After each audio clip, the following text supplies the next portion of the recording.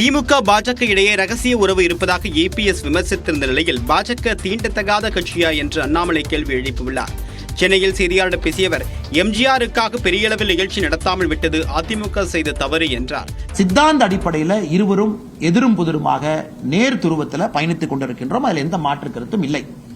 அதுல எடப்பாடி பழனிசாமி அவர்கள் பயன்படுத்தக்கூடிய வார்த்தை ரகசிய உறவு, இதை பயன்படுத்தக்கூடிய எடப்பாடி பழனிசாமி அவர்கள் எதற்காக பாரதிய ஜனதா கட்சியோடு இருந்தார் என்பதே இன்னைக்கு ஒரு கேள்விக்குறி. அரசியல் லாப நஷ்ட கணக்குக்காக மத்திய அரசையும் பாரதிய ஜனதா கட்சியும் குறை கூறுவது எந்த விதத்தில் அரசியல் நாகரிகமாக தமிழக மக்கள் பார்க்கிறாங்க.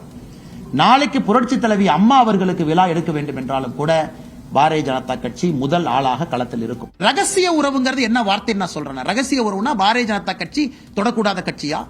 பாதுகாப்புத்துறை அமைச்சர் ராஜ்நாத் சிங் விரும்பியதாலேயே கருணாநிதி நினைவிடத்திற்கு அழைத்து சென்றதாகவும் அண்ணாமலை விளக்கம் அளித்தார்.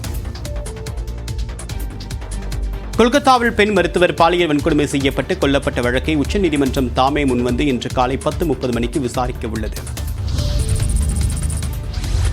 கொல்கத்தாவில் பயிற்சி மருத்துவர் பாலியல் வன்கொடுமை செய்யப்பட்ட விவகாரம் குறித்து உச்சநீதிமன்றம் இன்று விசாரணை நடத்தவுள்ளது. கொல்கத்தா உயர்நீதிமன்றத்தின் தலையீட்டை தொடர்ந்து இந்த விவகாரத்தில் சிபிஐ விசாரணை நடத்தி வருகிறது. இந்த சூழலில் உச்சநீதிமன்றம் தானாக முன்வந்து இந்த வழக்கை எடுத்துள்ளது. இந்த வழக்கு தலைமை நீதிபதி டி.ஒய். சந்திரசூட் தலைமையிலான அமர்வில் இன்று விசாரணைக்கு வருகிறது. நாடு தழுவிய அளவில் மருத்துவர்கள் போராட்டம் நடத்தும் நிலையில் இதனை முடிவுக்கு கொண்டு வருவது தொடர்பாக அகில இந்திய மருத்துவ சங்கங்களின் கூட்டமைப்புடன் மத்திய சுகாதார அமைச்சக அதிகாரிகள் பேச்சு நடத்தினர். ஆனால் இதில் எந்த முடிவும் எட்டப்படாததால் தங்களது போராட்டம் தொடரும் என மருத்துவர்கள் தெரிவித்துள்ளனர்.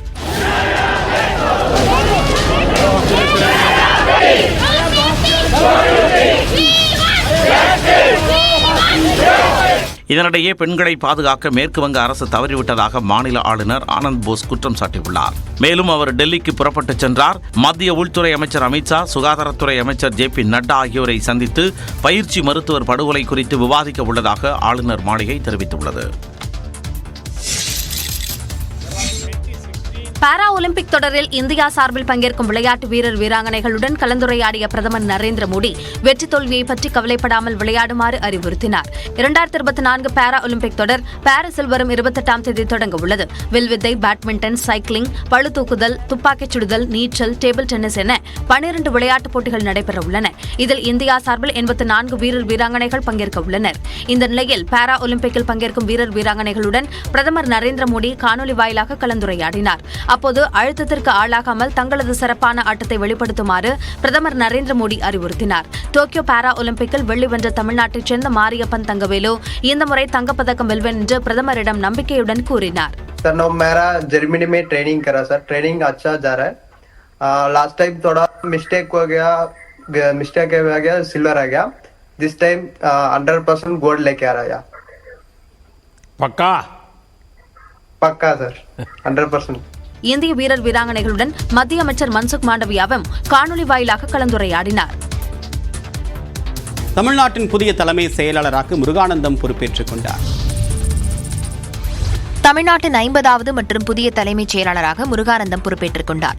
தமிழ்நாடு அரசின் தலைமைச் செயலாளராக இருந்த சிவ்தாஸ் மீனா அக்டோபர் மாதத்துடன் ஓய்வு பெற உள்ள நிலையில் தமிழ்நாடு ரியல் எஸ்டேட் ஒழுங்குமுறை ஆணைய தலைவராக நியமிக்கப்பட்டார்.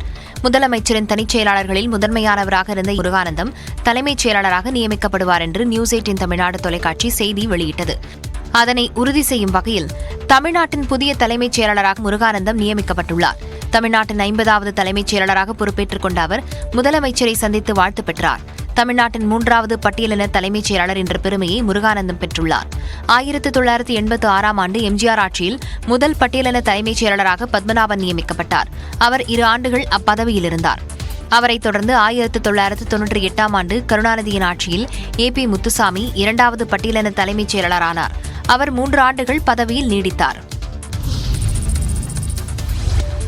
முதலமைச்சர் மு.க. ஸ்டாலின் கடிதத்திற்கு ரயில்வே துறை அமைச்சர் அஸ்வினி வைஷ்ணவ் பதிலளித்துள்ளார். தமிழ்நாட்டில் ரயில்வே மேம்பாலத்திற்காக தேசிய ஜனநாயக கூட்டணி அரசு 6362 கோடி ரூபாய் ஒதுக்கீடு செய்துள்ளதாக தெரிவித்துள்ள அவர், இந்த தொகை காங்கிரஸ் கூட்டணி ஆட்சி காலத்தில் செய்யப்பட்ட சராசரி ஒதுக்கீட்டை விட 7 மடங்கு அதிகம் என குறிப்பிட்டுள்ளார். நமது அரசியலமைப்பு கட்டமைப்பில் நிலம் என்பது மாநில அரசின் பட்டியலில் இருப்பதால் நிலம் கையகப்படுத்துவதில் மாநில அரசு ஆதரவளித்தால் மட்டுமே ரயில்வே திட்டங்களை விரைவாக நிறைவேற்ற முடியும் என்று தெரிவித்துள்ளார். தமிழ்நாட்டில் புதிய ரயில்வே திட்டங்களுக்கு 2749 ஹெக்டேர் நிலம் தேவைப்பட்ட நிலையில் இதுவரை 807 ஹெக்டேர் நிலம் மட்டுமே கையகப்படுத்தப்பட்டுள்ளதாகவும் ரயில்வே அமைச்சர் சுட்டிக்காட்டியுள்ளார். நிலம் கையகப்படுத்துவதில் மாநில அரசின் தலையீட்டை நாடுவதாகவும், மாநில அரசு ஒரு அடி எடுத்து வைத்தால் தமிழ்நாட்டில் ரயில்வே திட்ட மேம்பாட்டிற்கு மத்திய அரசு 2 அடி எடுத்து வைக்கும் என்று உறுதியளிப்பதாக தெரிவித்துள்ளார். திருப்பூர், கோவை, கரூர் மாவட்டங்களில் நேற்று கனமழை கொட்டி தீர்த்தது. திருச்சி மாநகர் மற்றும் புறநகர் பகுதிகளில் அரை மணி நேரத்திற்கு மேலாக பலத்த மழை பெய்தது. கடும் வெயில் வாட்டிய நிலையில் மழையால் வெப்பம் தணிந்து குளிர்ச்சியான சூழல் நிலவியதால் பொதுமக்கள் மகிழ்ச்சி அடைந்துள்ளனர். திண்டுக்கல் மாவட்டம் கொடைக்கானல் மற்றும் அதன் சுற்றுவட்டார பகுதிகளில் 1 மணி நேரத்திற்கு மேலாக கனமழை கொட்டியது. அப்சர்வேட்டரி, ஏரிச்சாலை உள்ளிட்ட பல்வேறு பகுதிகளில் கனமழையும் ஒரு சில பகுதிகளில் மிதமான மழையும் பெய்தது.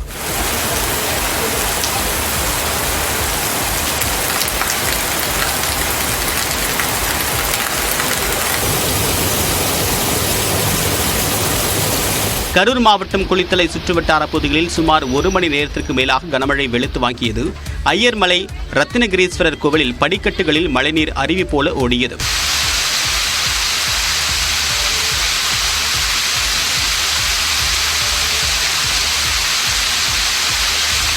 கோவை மாவட்டம் ராமநாதபுரம், மச்சக்காளிப்பாளையம், ஹோப்ஸ், சிங்காநல்லூர், கவுண்டம்பாளையம், காந்திபுரம், சேரன் மாநகர், வடகோவை, ஆர்எஸ்புரம் உட்பட நகரின் பெரும்பாலான பகுதிகளில் மிதமான மழை பெய்தது. இதேபோல தொண்டாமுத்தூர் சுற்றுவட்டார பகுதிகளிலும் மிதமான மழை பெய்தது.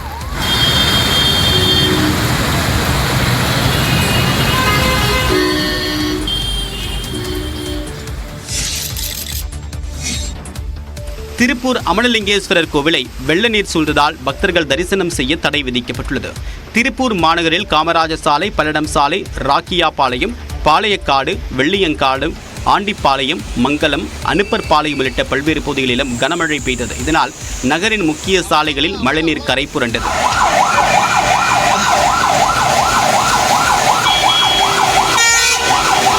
உடுமலை அடுத்த திருமூர்த்திமலை பஞ்சலிங்க அருவி பகுதியில் கனமழை காரணமாக அமலலிங்கேஸ்வரர் கோவிலை வெள்ள நீர் சூழ்ந்தது. இதையடுத்து சுற்றுலா பயணிகளும் பக்தர்களும் திருப்பி அனுப்பப்பட்டனர்.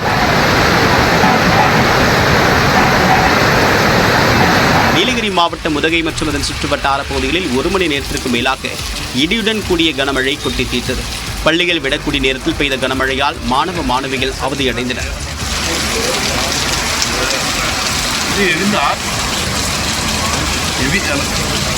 உதகை காவல் நிலைய வளாகத்திலும் மழைநீர் தேங்கியது. உதகை ரயில் நிலையம் அருகே சுரங்கப் பாலத்திலும் தண்ணீர் தேங்கியதால் போக்குவரத்து பாதிக்கப்பட்டது. சென்னை பனையூரில் உள்ள அலுவலகத்தில் நடிகர் விஜய் ஏற்றி ஒத்தியை பார்த்த கொடிதான் தமிழக வெற்றிக் கழகத்தின் கொடியா என்ற எதிர்பார்ப்பு எழுந்துள்ளது. தமிழக வெற்றிக் கழகத்தின் கொடி வரும் வியாழக்கிழமை அறிமுகம் செய்யப்பட உள்ள நிலையில் சென்னை பனையூரில் உள்ள கட்சியின் தலைமை அலுவலகத்தில் ஒத்திகை பார்க்கப்பட்டது. தமிழக வெற்றிக் கழகம் என்ற அரசியல் கட்சியை தொடங்கியுள்ள நடிகர் விஜய் 2026ஆம் ஆண்டு சட்டமன்ற தேர்தலுக்கு ஆயத்தமாகி வருகிறார். கட்சியின் கொடியை வரும் 22ஆம் தேதி சென்னை பனையூரில் உள்ள தலைமை அலுவலகத்தில் விஜய் அறிமுகம் செய்து வைக்கிறார். இதற்கான ஏற்பாடுகளில் அக்கட்சி நிர்வாகிகள் தீவிரமாக ஈடுபட்டுள்ளனர். கட்சியின் தலைமை அலுவலகத்தில் கொடிக்கம்பம் நடப்பட்டுள்ளது. இந்நிலையில் கட்சி அலுவலகத்திற்கு வந்த நடிகர் விஜய் கொடிக்கம்பத்தில் ஒரு கொடியை ஏற்றி ஒத்திகை பார்த்தார்.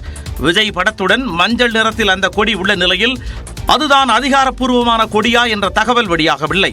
கொடி அறிமுக நிகழ்ச்சியில் பங்கேற்க தமிழ்நாடு, கேரளா, புதுச்சேரி ஆகிய மாநிலங்களைச் சேர்ந்த தமிழக வெற்றிக் கழக நிர்வாகிகள் 300 பேருக்கு அழைப்பு விடுக்கப்பட்டுள்ளது.